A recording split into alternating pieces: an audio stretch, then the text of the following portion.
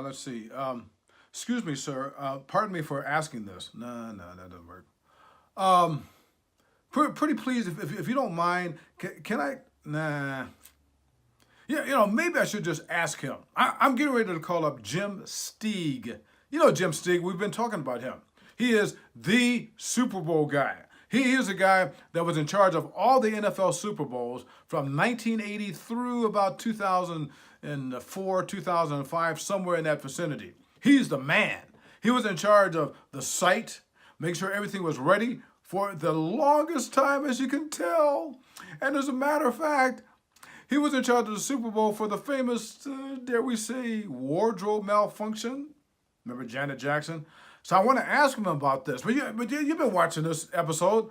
He hasn't wanted to talk about this. So, but yeah, I'm going to say, just kind of like, I don't know. Let's see. We got to talk about it because the Super Bowl is coming up here in Atlanta, here in February, right? And something might go wrong. I mean, let's call North Carolina. That's where he's from, and we'll see what he has to say. Okay. I don't know how to say it. I'll do my best.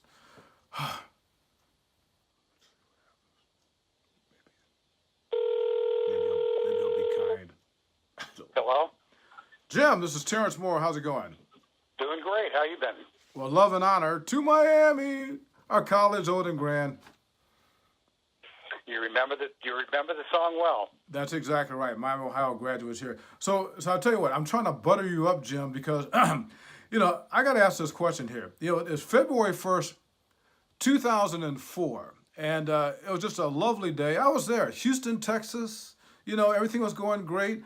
The New England Patriots against the Carolina Panthers. Tremendous national anthem. I mean, you remember who sang the national anthem back then? Absolutely do. I think she did an unbelievable job. It was unfortunately lost in all the controversy about everything else. Oh, that probably goes down as one of the top 3 or 4 ever. In her hometown. Yes. So I mean, like you say, it was great. And then we get to halftime. Now here's what I want to know, Jim. All right. So you're running this fabulous Super Bowl as you always do. Everything's going great, and I'm sure you're feeling very good about the way things are going. You had Beyonce singing. All right. So when did you find out that perhaps something was going awry? Well, I'll be honest with you, Terence. I think I had a feeling dating back to December that perhaps this show was a little off the rails. And it was not because of what everybody thinks it was. I just think it was not exactly the show that we had in mind for everybody at the time. And so I was a little afraid of it at the time, thinking that, we've got to make sure that there was actually one reason why Timberlake was added to the show kind of at the last minute was to bring it back a little bit more towards the center instead of being kind of off the rails a little bit. But, yes. Yeah, I probably had concern for 45 days beforehand. So did you? I mean, you're the man. You're the Super Bowl guy, and of course you got a guy above you at the time. I guess Paul Tagliabue, I'd imagine. He's got a little say in different things. So who did you voice the concerns to, and what was the response? Well, we had been. It's kind of a long story. I mean, we've got time. This was kind of one of those situations that's kind of an evolution. If you date ourselves back, Disney had done halftime shows and other people, and then Disney did the halftime show in Atlanta at Super Bowl 34, and ABC broadcast that game. The next game up was Tampa, and CBS had the game, and now all of a sudden you have this big monolith of a conglomerate that owns, CBS, just like Disney, ABC was now owned by Disney. And so the people at Viacom, which was CBS at the time, said, yes, we want to have our own production company produce the halftime show. And that was MTV, who was also, a network owned by Viacom. And they produced the show there in Tampa. And great show. What took place there was everything was really good. Now you go full circle. Fox does the next game. They don't have a production in-house production company or, network with them, affiliated with them. ABC did not want to do the next year because they thought it was too complex and too many internal fights. But the CBS people wanted MTV to do it. So you end up in this problem is that MTV's got multiple masters. They've got to please the NFL. Yes. But they also got to please the higher-ups in Viacom, which, the Les Moonveses and people like that at the time. And, there were a number of things we went through during the fall where, I was the one kind of saying, no, we can't do that, no, we can't do that, no, we can't do that. And then it kind of got elevated over everybody's head, Moonves and Tagley at that point. So once it was decided where it was going to go, it was just about managing whatever was taking place at the time.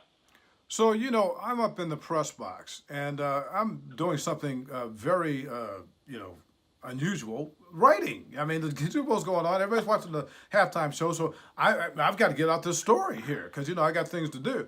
And then there's just this commotion around us, like, what's going on here? That's in the press box. So what was going on in your world when you first found out that Janet Jackson perhaps did something that was a little naughty? Well, I was sitting in the NFL control booth, and sitting next to me on one side was Dick Maxwell representing the Sure. broadcasting guys, and on the other side of me was Mike Pereira, with officiating, and I'm sitting there kind of managing at that moment, getting the teams back out of the locker room, knowing the timing that we've got to get them done, making sure we get everything back off, get the game started on time. So we're kind of going through that countdown, giving orders, okay, it's time to give them a 3-minute warning so they can come out of the locker room, et cetera, et cetera. When it happened, and then Pereira turned to me and he said, did you see just what happened? I said, what? Those were the days of TiVo, so he went back and he's got, a couple monitors in front of him for a replay, and he goes back and shows me what had taken place. And I think my first thing I did was, I looked at it like 2 or 3 times, OMG type experience, what's taking place. And, the first thing I did was call the Tagley Boo to talk to him. He had not seen it. He actually was engaged at that moment in time with a conversation, I want to say with the chairman of the Joint Chiefs of Staff. Oh, boy. Who was upset about what Kid Rock had done moments before that, where he was wearing an American flag poncho and had taken that poncho off and was stepping on it. And so that conversation was going on. So we addressed that. Now, in the NFL command post, the great thing about that situation is we've got everybody in there from PR guys to, run down the whole gamut, so we're all together. So, Greg Aiello is sitting right behind me from a PR standpoint. And, we're all kind of mobilizing. My next thing I did was I called down to the production truck, the MTV people, Sally Frattini, who was in charge, and said, did you just see what happened? And her response is, what? I said, go back and look at it. And so, 30 seconds later, I get a call back from her. He says, another OMG, And so we come up, she comes upstairs immediately, and we kind of meet in the back of the press box at that point where the booths are there, and started talking about, what are we going to do, what are we going to say, and what's going to be the reaction to everything and what could take place. And I think they reached out immediately, and Janet Jackson and Justin Timberlake have both literally left the building. So they weren't around to talk to by the time we got there. So that's when we started kind of figuring out how we should respond and what was going to be the reaction. Now, we knew there was going to be a reaction. We didn't know it was going to be as monstrous as what it was, but we were preparing what was taking place. So like I said, that's the great thing about the way we operated the game is we had everybody there that was involved in any kind of decision-making all together there in the same room or the same, area of the press box to talk about it, so we know what were going to take place. So. Well, there are only 2 questions left that I can think of that everybody wants to know about regarding that incident. And number one is, do you think that she did it on purpose? Well, I can't read into her mind, and I don't think if she did, she certainly didn't have any idea what the ramifications were going to be to that. Obviously her career took a major dip. She was supposed to be the the feature on another CBS broadcast the next week, the Grammy Awards. Yes. And she was bounced off the Grammys. So I don't think she knew what the ramifications were. My guess is she had something planned, because there's no doubt, what she was wearing is a pasty.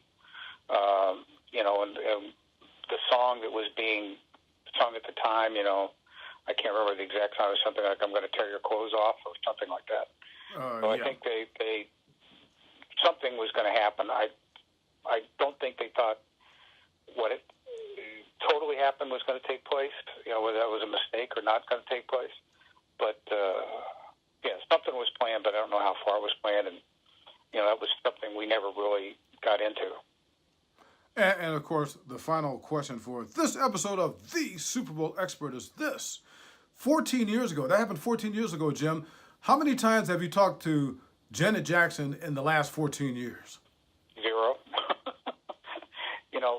The irony of this is that we had selected and agreed with Janet Jackson to do the halftime show at Super Bowl 36.